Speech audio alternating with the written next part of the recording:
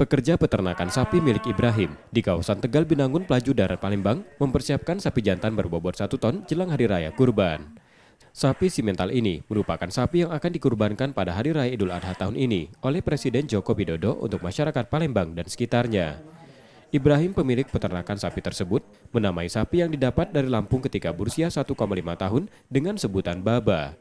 Sempat bersaing dengan 5 peternak lainnya di Palembang sebelum akhirnya terpilih.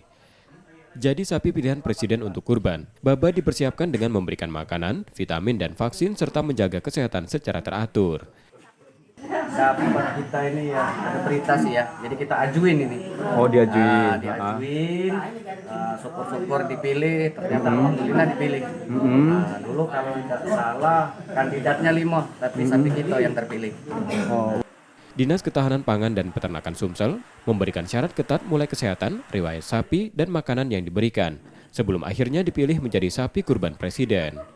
Itu harus tetap kita harus jaga kesehatannya, walaupun dia sudah divaksin, walaupun dia sudah diambil sampelnya, diambil darahnya untuk uji laboratorium, tentunya selama dalam hal pemeliharaan tetap harus dijaga sampai hari haknya.